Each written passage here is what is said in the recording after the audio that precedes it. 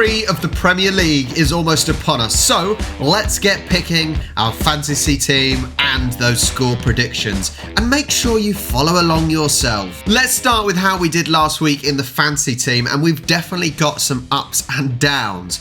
Now, Pickford in goal, I really don't know why I chose Pickford in goal now. Thinking about it, Everton are awful, and he is going to have to try and save a lot of shots to not concede, and so he will be replaced, and you'll see who by in a minute. Alexander-Arnold, he's just not getting enough points, is he? He's quite expensive for not enough. Then we've got Luke Shaw. Man United in their first 2 games have really struggled. A 1-0 win and then a 2-0 loss to Tottenham last week. He's just... surely Man United will turn it around now. That's the only positive. Estupinan, if that's how you pronounce it, absolutely cracking game. Same with okay. Brighton doing really well in their first 2 games, but they had fairly easy opposition. Henry is doing okay as well, that I put in in the defence. Then we're looking in midfield. Rashford, once again, it's Man United are not doing very well, and therefore the players aren't going to get many points. However, same as Shaw, I'm pretty sure they will start doing a little bit better, so they are safe. Saka gets 3 points this week just gone. Arsenal, they've been winning, but not dominating, and Saka, you don't know when he's going to score. Mbeumo, he's had a solid game. Again, that's 2 brilliant games from Mbeumo, and Brentford are playing really well. Bruno Fernandes, another Man United player that they're just not performing, and I am quite surprised. Then Haaland, he didn't score. What the hell? He scores every week, doesn't he? So many people have Haaland in their team that I think, however well he does, everyone else does the same, because I don't think many people would not have Haaland. But on the subs bench, we've got Areola. West Ham have started well. They won 3-1 against Chelsea last week, so he got 10 points. Wow. I think I'm going to swap him with Pickford, I think. Bell, nothing. Mitrovic, he is now gone over to Saudi, and Vinicius didn't play at all, so I think we're going to make a couple of subs, a couple of transfers, and see if we can just mix up a little bit. Looking at the league table for the Fantasy League, at the top, trust the process. They are doing very well. A 70 point, 149 total so far. So that's 2 really good weeks for them. Power FC, 78. A cracking scoreline. Those 2 are doing very well, with Bryanston Bombers right on their tail. I am down in 8th. I've gone up some places. 124 at the moment. I've got some work to do. Down, let's see anyone. We got who's down at the bottom.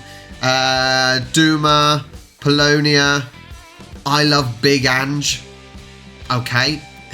Christopher is definitely an Aussie who loves an Aussie manager. So it's interesting. It's only 2 weeks in. There is still a lot of room for movement. First things first, let's do some transfers. So Pickford, I'm going to switch with Areola. We're going to see if West Ham can keep up good form. I'm really disappointed by Trent Alexander-Arnold. Really disappointed. Henry's been playing well, so let's switch him with Trent. They've got Newcastle, so I think that's going to be a tougher one again for them. So Bruno Fernandes, Man United have got Nottingham Forest. They should win that. Arsenal, they've got Fulham. It's not easy, but they should win that as well. I think the next job will be to make some transfers, definitely getting Mitrovic out. If I take out Mitrovic, he's got to go because he's not playing in the Premier League anymore. Let's take him out. That will give me some extra points. And Vinicius, I think he's got to go. That gives me 12.3. I need another striker. So let me just search by forwards. I think I want to get Matoma in if I can, but then I need another striker. I think I might get Nketiah in, because he's getting goals for Arsenal. He's doing okay. So if I get Nketiah in, can I get another midfielder? Because I want Matoma, who's doing very well. He's an absolute quality player. I've got 6.8. He costs 6.6. I have a maximum midfielders already. I can't get him in. Oh, that is so annoying. It needs to be another striker. Let's get another striker in. I think there's plenty that I can choose from. I've got 6.8 to spend. Oh, it's so annoying. Do we go with Isaac at Newcastle? No, he's 7.7. Yeah, maybe Alvarez. He's coming on and scoring. I don't think he'll necessarily be starting for me, but I think he can possibly go in. Yeah, they're my transfers. I think this is how I'm going to have it then. Areola in goal, Henry Shaw, Estupinan in defence with Bruno Fernandes, Rashford, Saka, Enciso, Mbemo in midfield, Haaland and Nketiah up front. If you look at the teams that they are playing, you've got Brentford playing Crystal Palace. They're not exactly a strong team at the moment. Man United are playing Forest. They should win that. It's going to be an interesting game. Brighton are playing against West Ham. Both teams are on pretty good form.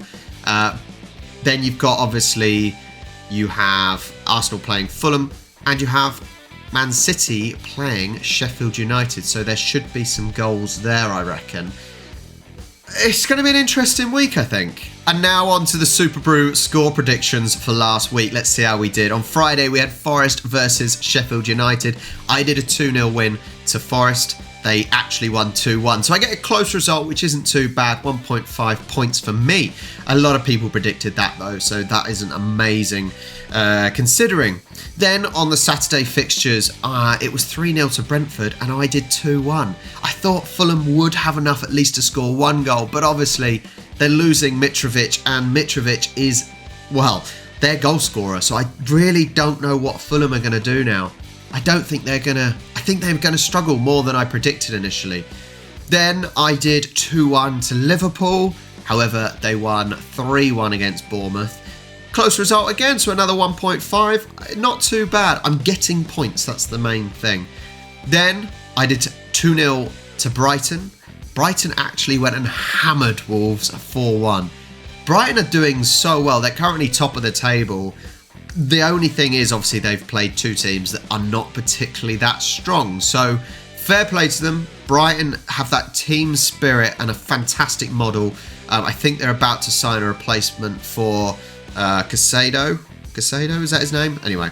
Then, Tottenham 2, Man United 0. I literally got it the other way around. And I think a lot of people, only 18% of people, went for Tottenham to win. You know, they've just lost Harry Kane, but is this the Ange Postecoglou effect?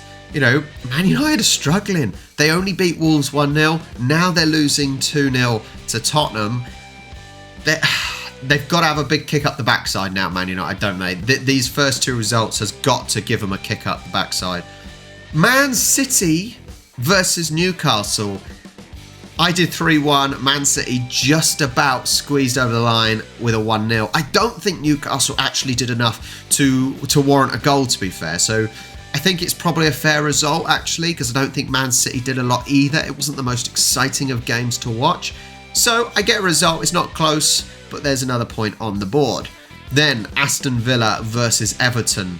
Everton are in dire straits this year. They've got a brand new stadium being built that will be ready fairly soon. I think at the end of this season, possibly. If they get relegated, that's going to be painful for them.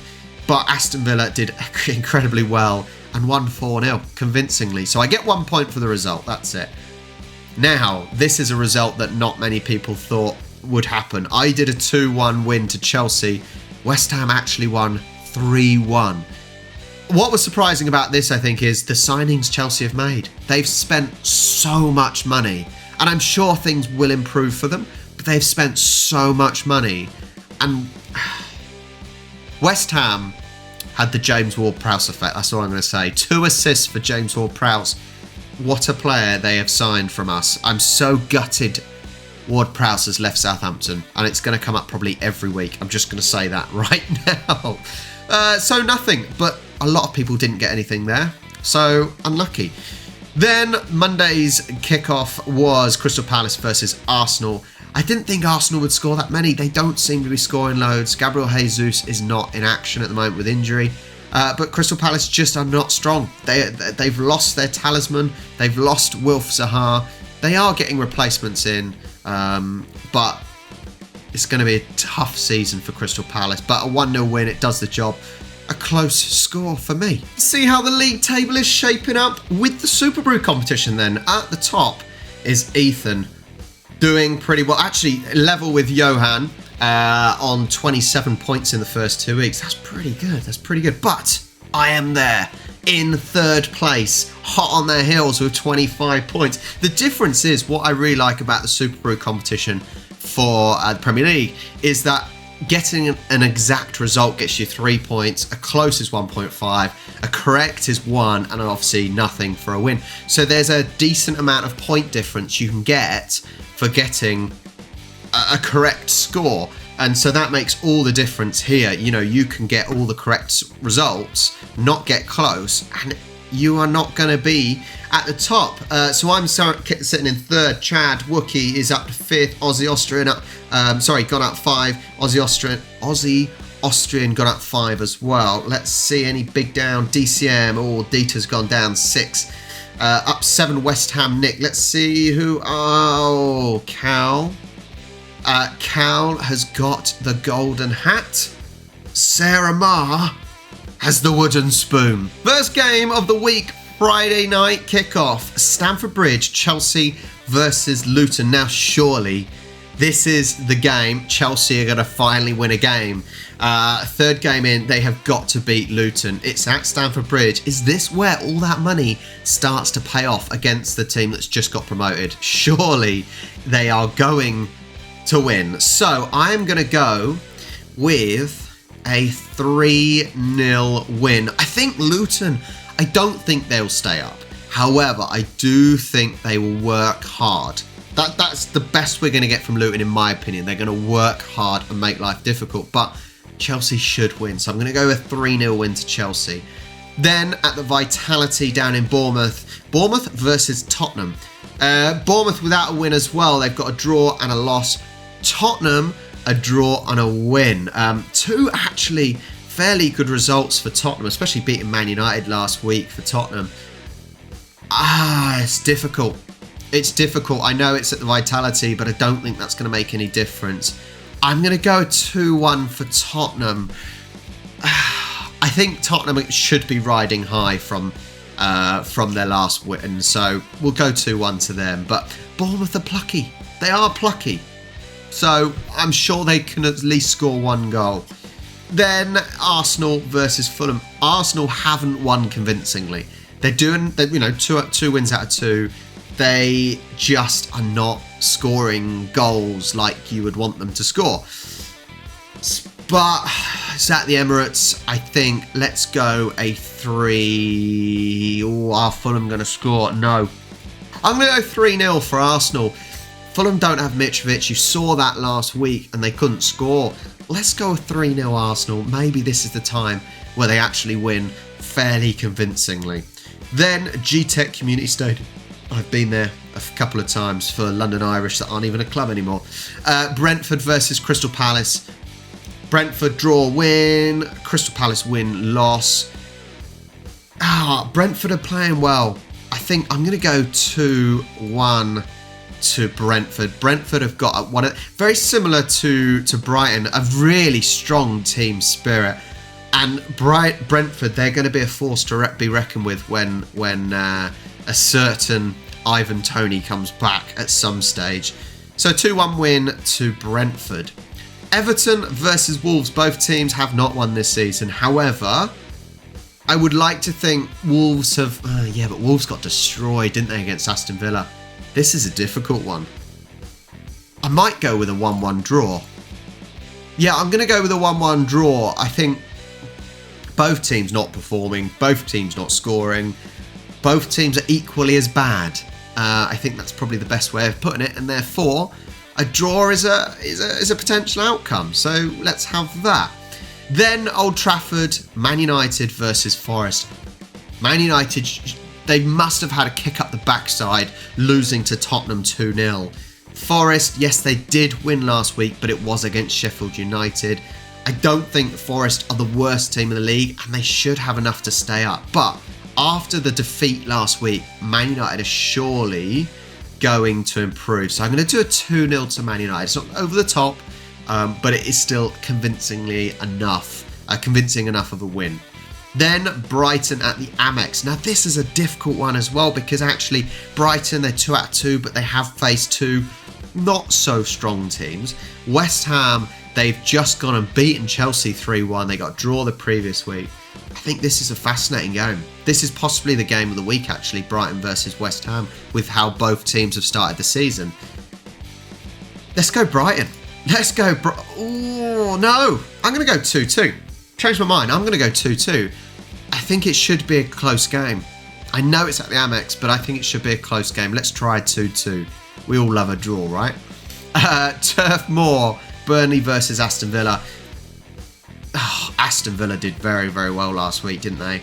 Burnley, obviously, they've only played one game because they didn't want to switch around the Luton game, so they had a week off. So, Burnley versus Aston Villa. Aston Villa going to win 3-0. Surely, Burnley cannot win this. Aston Villa, they will be around the Europa League spaces, I'm sure of that. So, a 3-0 win to Aston Villa.